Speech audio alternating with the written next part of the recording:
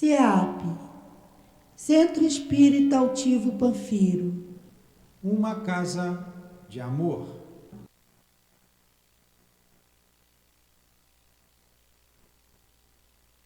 Bom dia aos nossos ouvintes.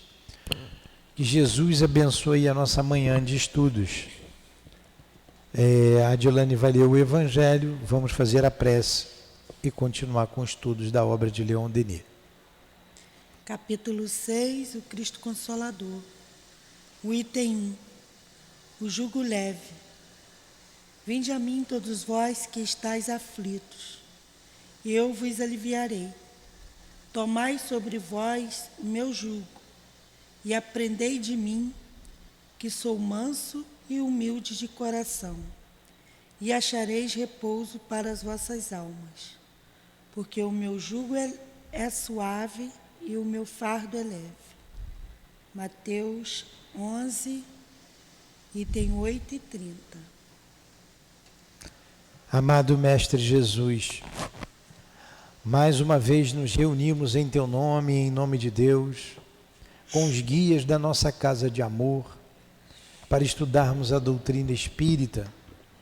E hoje a obra, o problema do ser e do destino, do nosso irmão Leon Denis. Permita que ele nos inspire, nos ajude a compreender o que ele escreveu, bem como o nosso altivo diretor da nossa casa, com os espíritos guias que com ele sustentam essa casa de amor. Em nome do altivo, em nome da direção espiritual do CEAP, em nome de Leon Denis, de Allan Kardec, em nome do amor, do nosso amor, iniciamos, acima de tudo, em Teu nome, em nome de Deus, os estudos da manhã de hoje. Que assim seja. Que assim seja. Então vamos lá. O problema do ser. Estamos aqui na página 57. Estamos ainda estudando o critério da doutrina espírita, né? O critério da doutrina espírita. Às vezes, pode ler, Adilane. Às vezes uma questão nos é proposta, uma nova objeção é feita. Diante da... Tá escutando. Tá ligado. Fala mais perto. Diante da infinita variedade das comunicações e da liberdade que cada um tem de apreciá-las e examiná-las, à vontade onde fica, perguntam a unidade de doutrina. Esta unidade poderosa que fez a força, a grandeza e assegurou a duração das religiões sacerdotais. Eu vou ler novamente, tá? Para a gente compreender melhor. Às vezes, uma questão nos é proposta, uma nova objeção é feita. Diante da infinita variedade das comunicações e da liberdade que cada um tem de praticá-las e examiná-las à vontade, onde fica, perguntam, a unidade de doutrina? Esta unidade poderosa que fez a força, a grandeza e assegurou a duração das religiões sacerdotais. Entenderam a pergunta? Fazem uma objeção. São várias comunicações, são várias mensagens. Onde que está a força dessa doutrina? Já que todo mundo tem a liberdade de analisar e de interpretar. Aí ele vai responder. Onde é que está essa unidade? A mesma unidade que fez, por exemplo, com o catolicismo, com o protestantismo, eles têm uma unidade. Então, já que são várias comunicações, várias interpretações, onde é que está a unidade? Resposta: o Espiritismo. Continua. Pode ler, você está lendo. O Espiritismo, dissemos, não dogmatiza. O que é dogmatizar? Fazer dogmas, construir dogmas. O Espiritismo não tem dogmas. As outras religiões têm dogmas. Você tem que acreditar naquele ponto. Você não tem que discutir. Por exemplo, o dogma da infabilidade papal, que é bem recente. É um dogma. Infabilidade papal. É. O dogma dos sacramentos. O dogma da Trindade universal. Mas o que é a Trindade? É indiscutível. Então, as religiões têm dogmas. O Espiritismo não tem dogma. Você analisa livremente. Não é nem uma seita, nem uma ortodoxia. Não tem uma ortodoxia. Não é ortodoxo o Espiritismo. Você tem que aprender a pensar, aprender a analisar, porque o espírito que fala é a alma de quem já morreu. E tem espíritos adiantados, como tem homens adiantados. E como tem homens atrasados, obtusos, tem espíritos atrasados e obtusos. Você tem que analisar.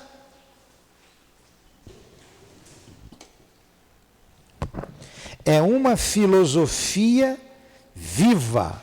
Filosofia já manda pensar. Aberta a todos os espíritos livres e que progride evoluindo. Ele nada impõe. Propõe, e o que se propõe baseia-se em fatos experimentais e em provas morais. Olha só, isso é importante. O Espiritismo nada impõe. Nada impõe. A gente impõe alguma coisa? Só impõe estudar, né? Tem que estudar. Nada impõe. Propõe. Propõe. E o que propõe baseia-se em fatos experimentais e em provas morais. O que a gente propõe baseia-se em fatos experimentais e provas morais. Então, você tem que vigiar o pensamento. Está propondo isso. Por quê? Nós estudamos agora de manhã, né, a manhã inteira, sobre o pensamento. Porque nós somos o que pensamos. Então, se você educar o pensamento, você vai ser uma pessoa educada. Um exemplo. Ninguém morre. Não exclui crença alguma, mas se eleva acima delas e as abraça em uma fórmula mais vasta, uma expressão mais alta e mais abrangente da verdade. Continua, Dilane. As inteligências, no segundo parágrafo. As inteligências superiores abrem-nos o caminho, revelam-nos os princípios eternos que cada um de nós adota e assimila, na medida de sua compreensão, segundo o grau de desenvolvimento atingido por suas faculdades, na sucessão de suas vidas. Em geral, a unidade de doutrina só se obtém a preço de submissão cega e passiva a um conjunto de princípios, de fórmulas estabelecidas por um molde rígido. É a petrificação do pensamento, o divórcio entre a religião e a ciência, sendo que esta última não poderia abster-se de liberdade e de movimento. Ele está respondendo. As religiões petrificam o pensamento, traz uma fé cega, e a doutrina espírita não é assim. E por causa dessa fé cega, ela vai de encontro à ciência. E uma doutrina, uma religião séria não pode ir de encontro à ciência. Ela é que tem que ir ao encontro da ciência. E a doutrina espírita, ela é flexível. Por isso, ela pertence aos livres pensadores. A gente tem que pensar. Fala, Débora. Nossa, você está certo, mas ela está falando essa passividade que as outras religiões, por conta dos dogmas, né? Isso. Elas acabam infligindo na gente. Engessando. Engessando o pensamento. E Leon Denis trabalha o tempo todo nisso, né, Nildo? Da gente expandir o pensamento nas esferas superiores, aonde nós vamos encontrando as verdades que estão nas mentes dos espíritos superiores. Exatamente isso. Esta imobilidade, Esta esta fixação rígida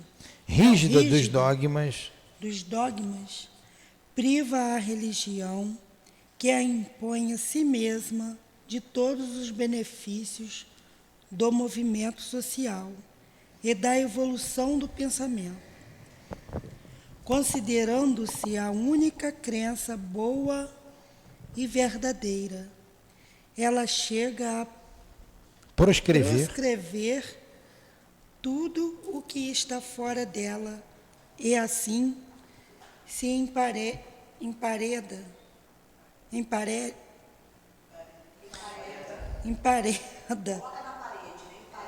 numa tumba para onde gostaria de arrastar consigo a vida intelectual e o gênio das raças humanas. pois é.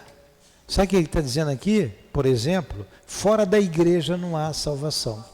Proscreve tudo que for mais, tudo que for fora da igreja. É uma heresia. E com isso ele está cerrando a própria morte, porque não se sustenta com a evolução do pensamento. E tentaram impor, com o nome de heresia, a ideia. E olha que não deu, acabou. Olha os crimes que foram perpetrados com a Inquisição em nome de Deus e em nome da religião. Porque as pessoas eram hereges. É isso aí. E nós podemos falar também o mesmo de outras religiões radicais. Eu não posso dizer, nossa plataforma já caiu, sabia? Eu não posso falar algumas coisas, mas a gente sabe, passa na nossa... daqui. A gente sabe que tem outras religiões ortodoxas e radicais, radicalíssimas. E vem de encontro ao livre pensamento. Você não pode pensar o contrário, porque senão você é morto. Tem algumas religiões aí que ainda usam a morte. Matam, queima. Uma coisa absurda, né? Em pleno século XXI. Aqui ele está falando isso, né, Nildo? E ainda se matam por causa de religião. Tumba. Vai chegar até a tumba, vai chegar à morte, né? Porque onde gostaria de arrastar consigo a vida intelectual. Porque, como o professor Jorge falava, a doutrina espírita é evolucionista. Ela acompanha o progresso e principalmente o desenvolvimento humano. Ela não vai ficar para trás nunca. Ela acompanha o progresso da evolução humana. É isso aí.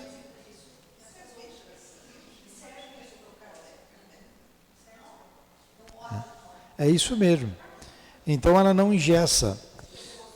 A maior preocupação do espiritismo é evitar essas funestas consequências da ortodoxia. Isso aí. Uma coisa funesta. O que é uma coisa funesta? Uma coisa que faz mal. O que é ortodoxo?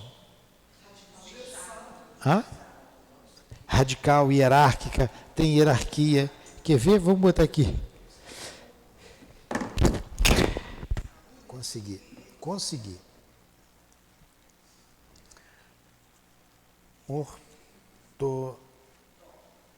Ortodoxia, acho que é melhor, né? Ortodoxia, caráter ou condição de ortodoxo.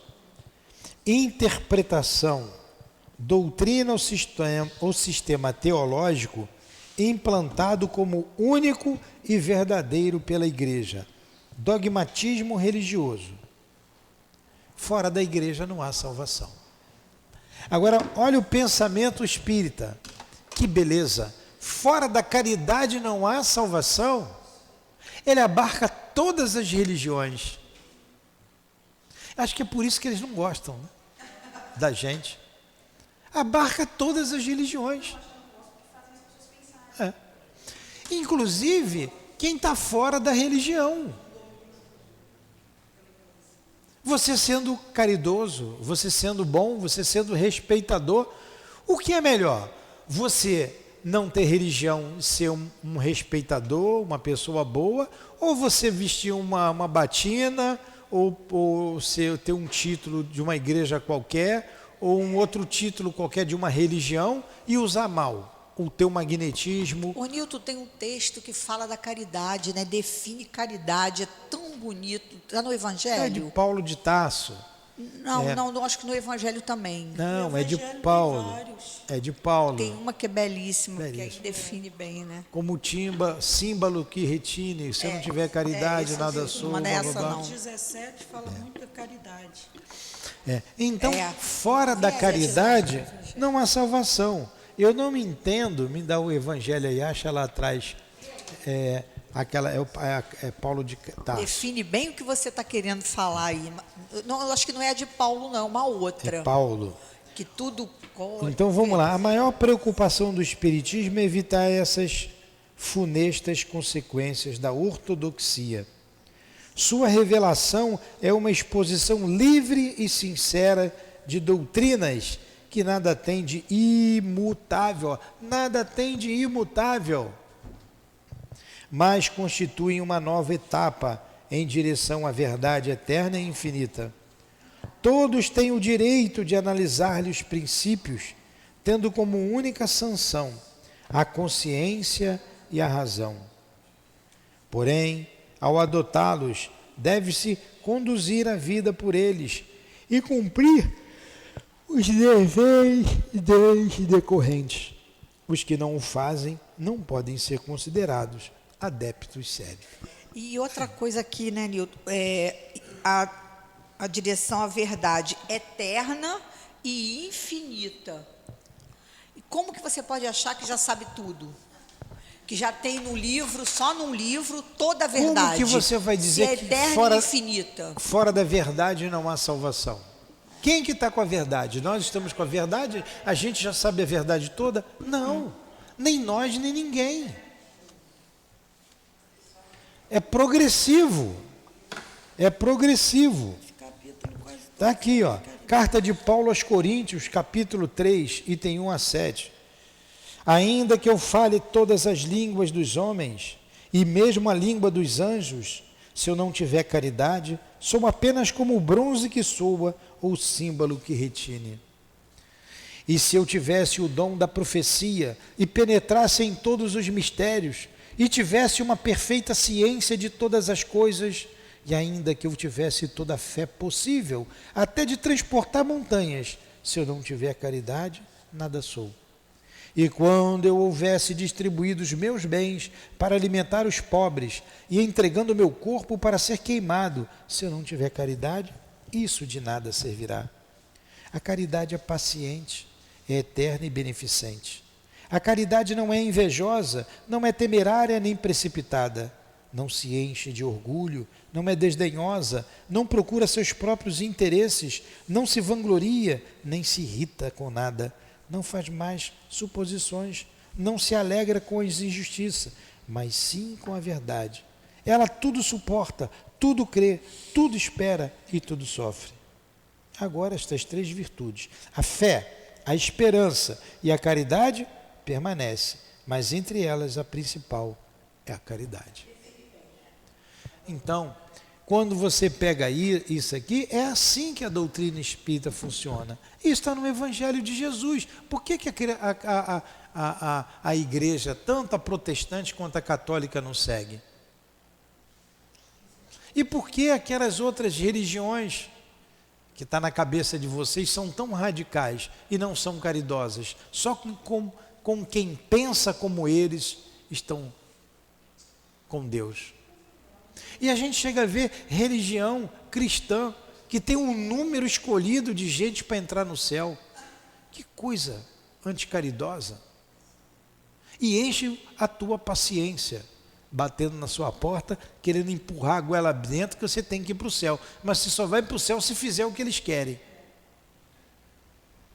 Por isso a doutrina espírita é livre, para você raciocinar. Só Jesus salva. Como? Como que só Jesus salva? E quem é budista? Quem é islâmico? Porque tem bons budistas, bons islâmicos. Por que só Jesus salva? Aliás, Jesus não salva, né? Jesus não salva.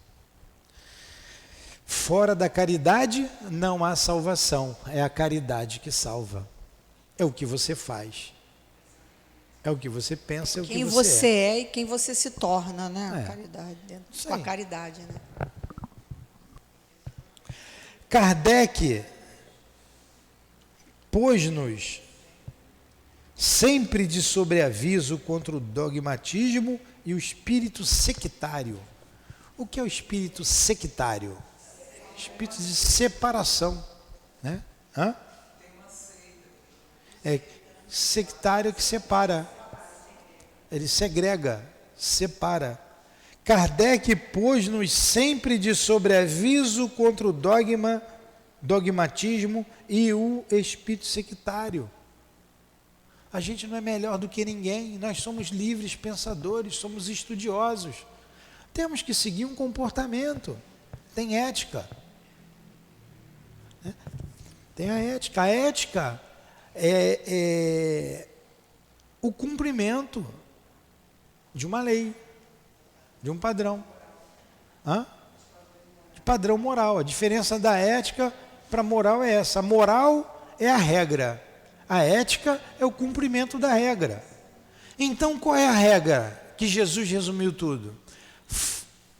Sectário é limitados, né? Sectário que separa. Limita, separa. Está dizendo aqui que é limitado. Então, limita, separa. Você só vai até ali e pronto, não vai mais. Você separa, você limita. Por exemplo, fora da igreja não há salvação, isso é salvação. Isso já está separando. Isso aí é uma separação, é uma limitação. Você só vai para o céu se você for à igreja. Entendeu? Aí eu estava falando aqui, eu esqueci. Kardec pôs-nos sempre de sobreaviso contra o dogmatismo e o espírito sectário, de separação. Nós não separamos ninguém. Recomenda-nos incessantemente em suas obras não deixar que o espiritismo se cristalize e evitar os métodos nefastos que arruinaram o espírito religioso em nosso país. Então, essa incessante, cristalize, estacione. Porque, lembra, o espiritismo tem que acompanhar a ciência, a evolução do pensamento do homem. Ele é um norteador, então ele não pode parar, ele tem que acompanhar. Então a gente tem que estar de olho nisso, que ele está sempre buscando. A gente vê isso nas obras. Chico não trouxe um monte de informações do mundo espiritual que Kardec não foi o foco dele, mas não conseguiu trazer por questões de planejamento divino. Mas Chico veio falando do mundo espiritual. Então é uma evolução, e à medida que a gente vai avançando, ampliando, mais coisas vão chegando. Jesus falou disso, quando ele prometeu o Consolador prometido. Ei, que vos enviarei o Consolador, que vos fará relembrar tudo o que tenho dito e vos ensinará muitas coisas. Muitas coisas, é mesmo, já avisou. Olha, Por quê? Porque Jesus não ensinou tudo, ele não podia ensinar tudo. E As já pessoas não tinham cabeça. e já está mostrando que É evolução. esse infinito, esse eterno e infinito saber. É. Outras revelações virão quando a gente tiver maturidade para poder compreender. Vamos lá, Dilane, lê um pouquinho. Você está onde? Aqui, em nosso tempo Em nosso tempo de discórdia, de lutas políticas e de religião. Não, luta. Deixa eu começar tudo de novo. Em nosso tempo de discórdia e de lutas políticas e religiosas, quando a ciência e a ortodoxia e a ortodoxia se batem, gostaríamos de demonstrar aos homens de boa vontade, de toda opiniões, de todas as crenças, assim como a todos os pensadores verdadeiramente livres e dotados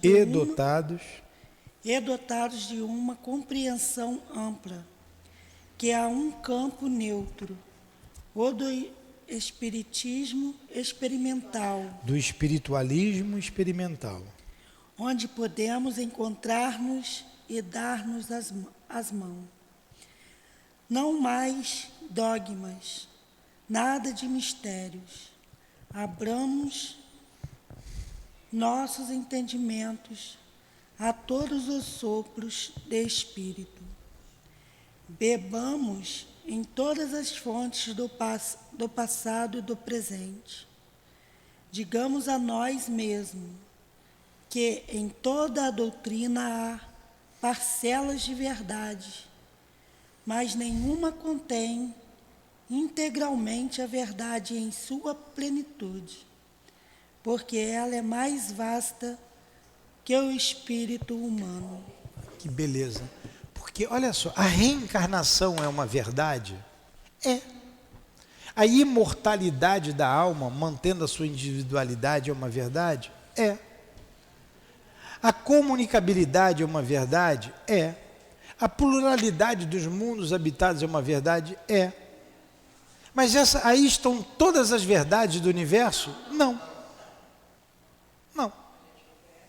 Isso a gente já alcança a entender. E olha que é uma parcela ínfima da sociedade que entende isso, que compreende isso, hein?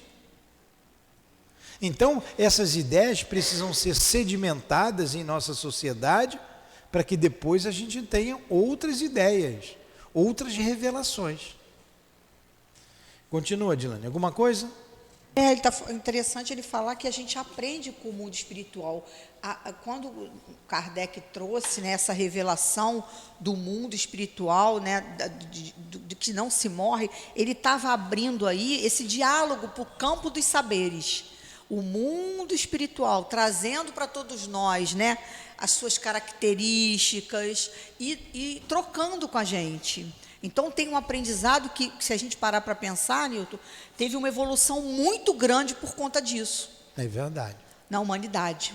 Sem dúvida. Não é? Interessante, eu não tinha pensado nisso ainda. Como que nós evoluímos só em compreender a realidade do mundo espiritual. Imagina que você não morre, que não acaba com... Sua vida não acaba, sua existência não acaba com o corpo. E como é o mundo espiritual, as características do mundo espiritual. E mais do que isso, né, que os pensadores, como ele fala, os livres pensadores do mundo espiritual, que vem trazer para todos nós assim um pouquinho da verdade. Exatamente. Continua, Dilane. Dia virá... É apenas. Na concordância das boas vontades dos nossos corações sinceros, dos espíritos desinteressados, que se realizarão a harmonia do pensamento e a conquista da grande soma de verdade, assimilável pelo homem na Terra, nesse momento da história. Esse casamento das revelações do mundo espiritual, nós aqui, do mundo material, da ciência, fazendo esse... E você vê o que ele disse aqui, ó. Grande soma de verdade assimilável pelo homem na terra.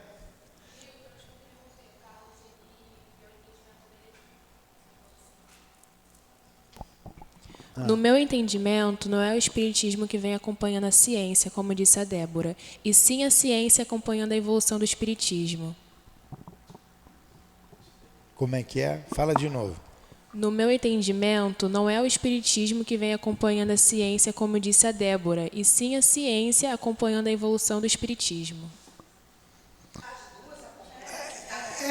É uma questão de palavras, as duas acontecem. É muita coisa que Kardec falou, a ciência vai chegar à conclusão, como por exemplo, a pluralidade dos mundos habitados. Jesus disse isso também, quando falou que havia muitas moradas da casa do meu pai. A ciência vai chegar lá uma hora. E Kardec falou que o momento em que o espiritismo parar e a ciência começar a trazer coisas novas, revelações e verdades, que a gente seguisse ela. Seguisse a ciência. Então é uma mão dupla, na verdade, né? É uma mão dupla. Uma mão dupla, questão uma parceria. de palavras. Isso mesmo. Então continue, Edilane. Dia virá em que todos compreenderão que não há antítese entre a ciência e a verdadeira religião. Há apenas mal entendidos. Claro, a fonte é a mesma. Deus. Deus é a fonte de tudo. Deus, espírito e matéria. Deus é a fonte. Religião e ciência têm a mesma fonte. As duas têm que caminhar juntas.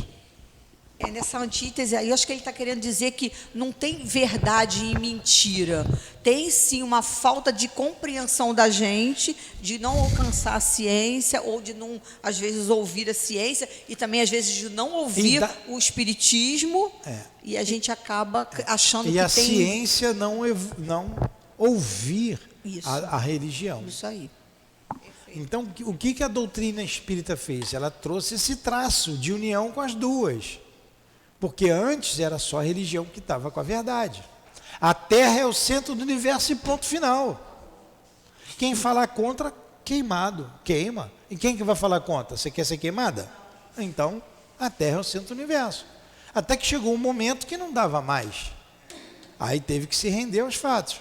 E outros fatos acontecerão que essas religiões terão que se render à evidência. Porque contra fatos não há argumentos.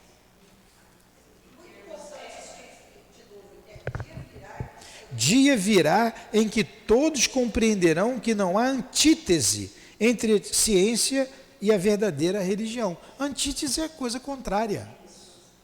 Não há nada contrário entre religião e ciência. Continua, Dilane. Há apenas mal entendido. Sim, já falei. Apenas mal entendido, não tem antítese. Continua. Vai, Dilane.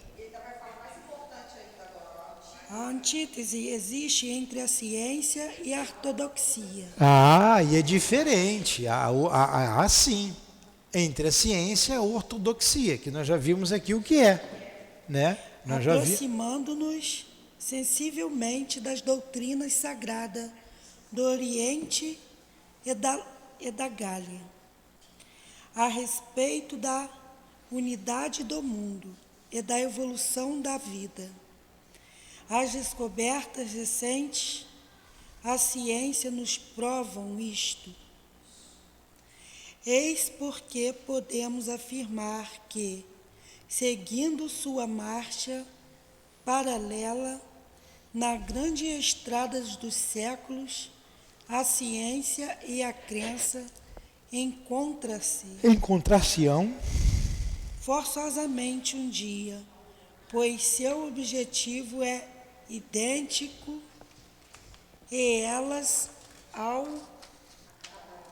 acabarão por penetrar-se reciprocamente. A ciência será a análise. A religião torna-se a síntese. Já está nessas coisas tudo aí que a gente vê.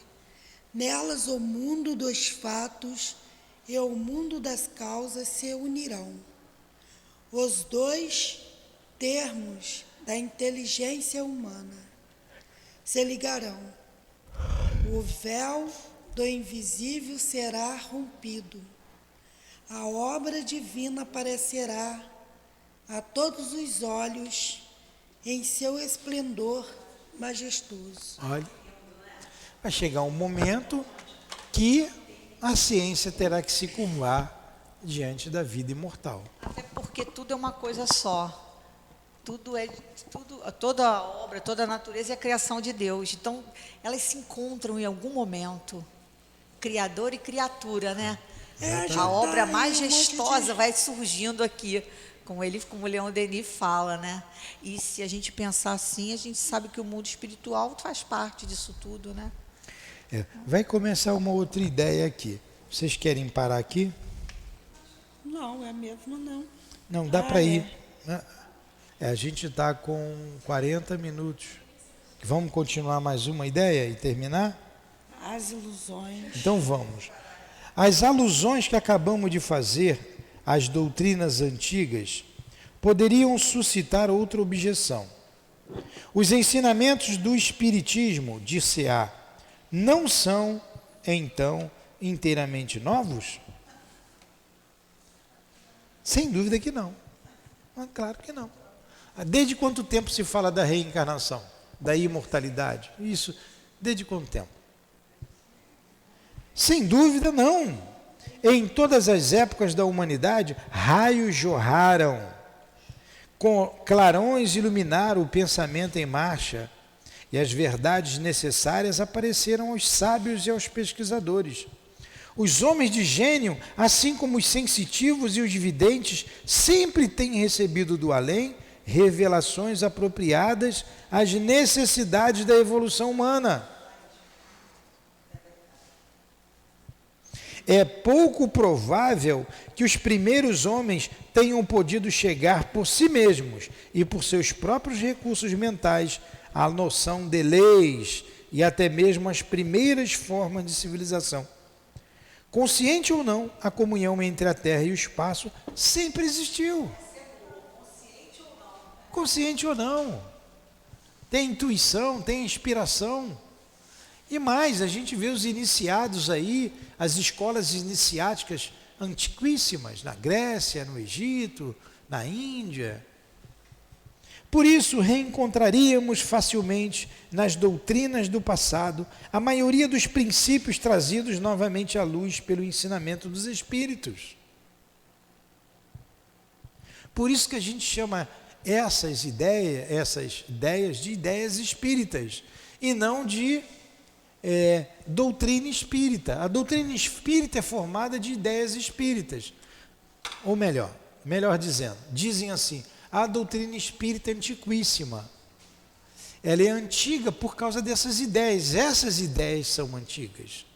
No momento certo veio a doutrina espírita, recentemente, século XIX, trazer essas ideias à baila novamente, de maneira clara, precisa.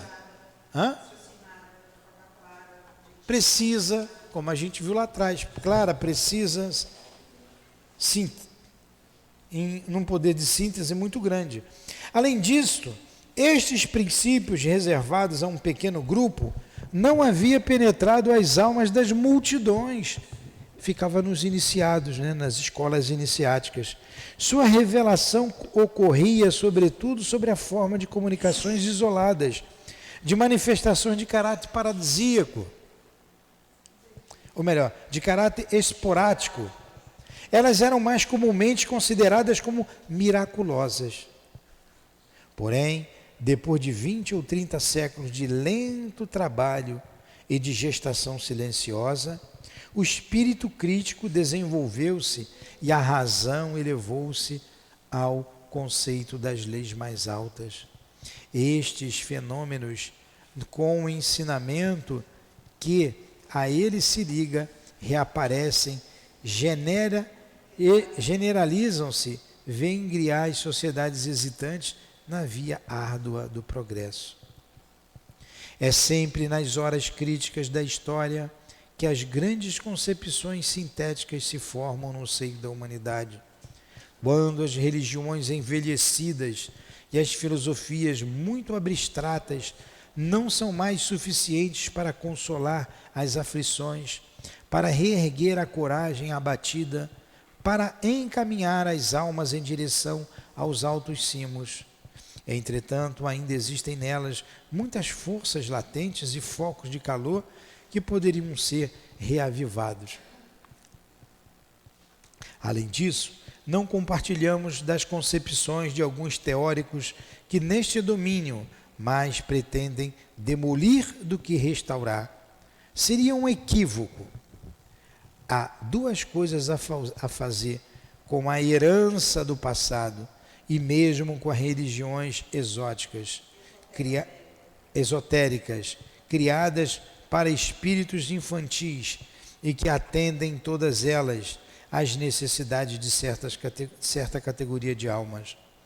A sabedoria consistiria em recolher as parcelas de vida eterna, os elementos de direcionamento moral que elas contêm, afastando, contudo, as redundâncias inúteis que a ação das épocas e das paixões lhes foi acrescentado. O que ele disse aqui?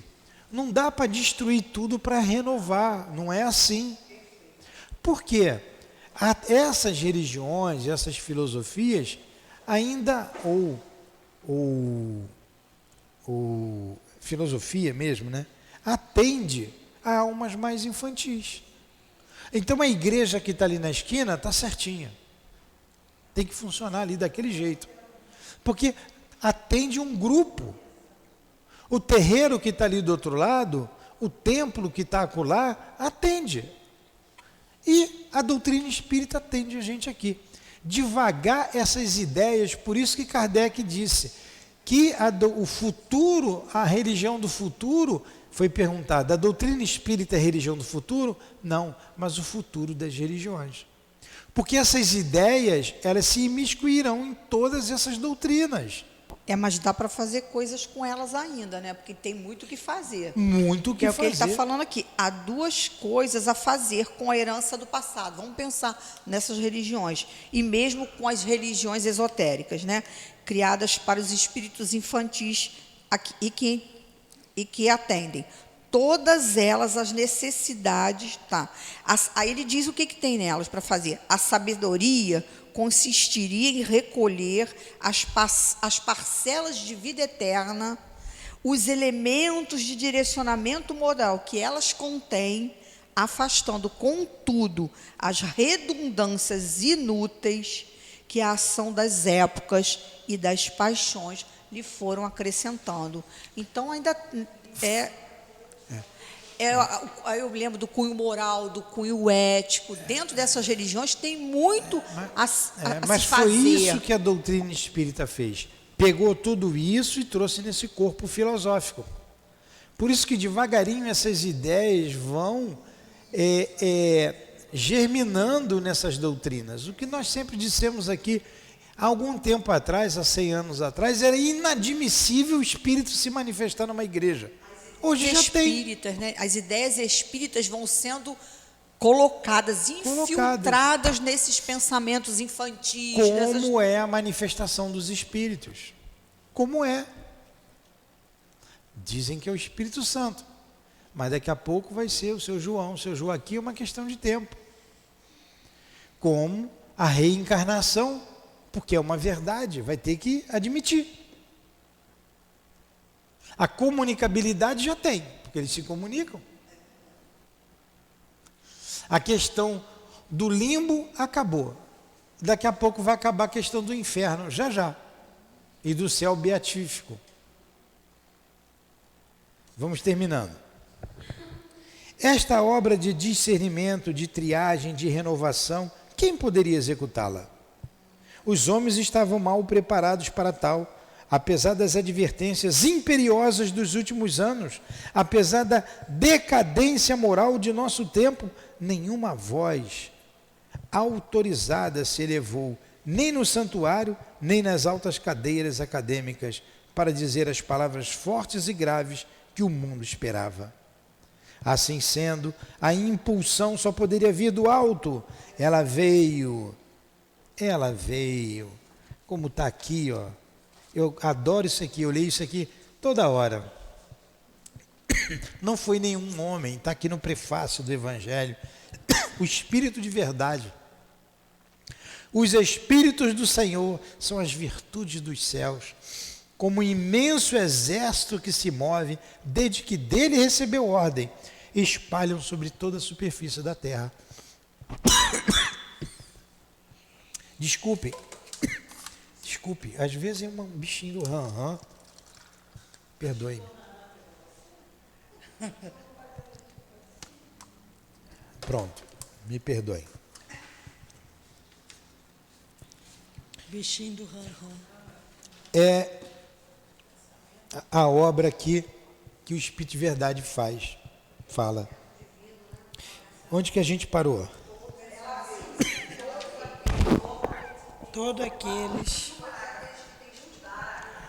Todos aqueles que têm estudado atentamente o passado sabem que há um plano no drama dos séculos. O pensamento divino aí se manifesta de forma diferente.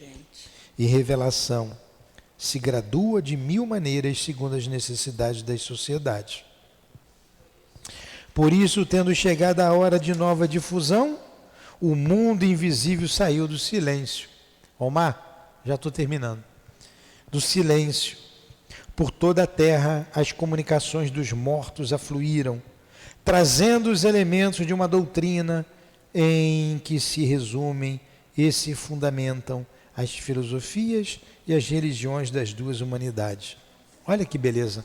Não foi o que a gente acabou aqui de ler? No prefácio do livro do Evangelho? Os Espíritos do Senhor, que são as virtudes dos céus, como um imenso exército que se move desde que dele recebeu a ordem, espalham-se sobre toda a superfície da terra. Está aqui. Olha o que Leon Denis diz. Por toda a terra, a mesma coisa de modo diferente. Por toda a terra, as comunicações dos mortos afluíram, trazendo os elementos de uma doutrina em que se resumem e se fundamentam as filosofias e as religiões de duas humanidades, quer dizer, a humanidade desencarnada e a encarnada. O objetivo do Espiritismo não é destruir, mas unificar e completar, renovando. Ele vem separar no campo das crenças o que está vivo do que está morto. Recolhe e reúne dos numerosos sistemas em que se encerrou até aqui a consciência humana, a consciência da humanidade. As verdades relativas que eles contêm para juntar as verdades de ordem geral proclamadas por ele.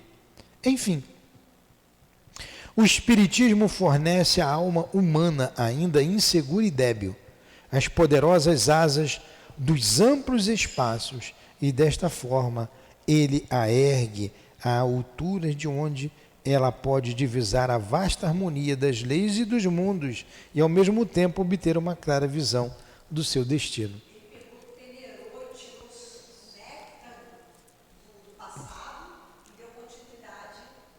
Fala aí no Boca de Ferro. O Kardec, né, e os espíritos superiores pegaram aquilo de mais sagrado que tinham, né, das religiões do passado, peneiraram e com isso eles deram continuidade com a doutrina. Na verdade, ele não veio destruir, ele veio unificar. Unificar. E ali, lá um pouquinho mais atrás, ele diz que de tempos em tempos, quando a humanidade está sem uma base, sem rumo, surge a doutrina. Assim surgiu a doutrina espírita, como surgiu Cristo no momento difícil da humanidade. Aí vem a doutrina espírita sem nos direcionamento, consolar. Né? Parece que ele fala, né? Nos dá direcionamento. Nos dá direcionamento. E para terminar, lê o último parágrafo, Adilane. E este destino... E esse destino é incomparavelmente superior a tudo o que lhe murmuraram. as doutrinas da Idade Média e as teorias de outro tempo. É um futuro de imensa evolução que se abre para ela e prossegue de esfera em esfera, de claridade em claridade, em direção a um objetivo sempre mais belo, sempre mais iluminado, pelos raios da justiça e do amor. Entenderam? Acabou. E este destino é incomparavelmente superior a tudo que lhe murmuravam as doutrinas da Idade Média e as teorias de outro tempo. É um futuro de imensa evolução que se abre para ela e prossegue de esfera em esfera, de claridade em claridade, em direção a um objetivo sempre mais belo, sempre mais iluminado, pelos raios da justiça e do amor. É a doutrina espírita. É a doutrina espírita. Acho que ficou bom, não ficou? Ficou ótimo. Semana que vem a gente vai continuar aqui, a natureza do ser.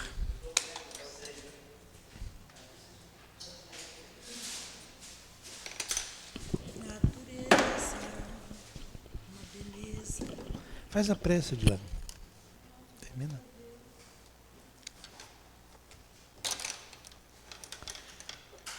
Então vamos agradecer ao nosso Leon Denis. Muito obrigado, mestre, amigo e querido, por tanta clareza, por nos mostrar o pensamento límpido de Kardec e com ele nos ajudar a entender o nosso destino, entender que somos espíritos imortais, devassando o que até bem pouco tempo era ignorado por todos nós.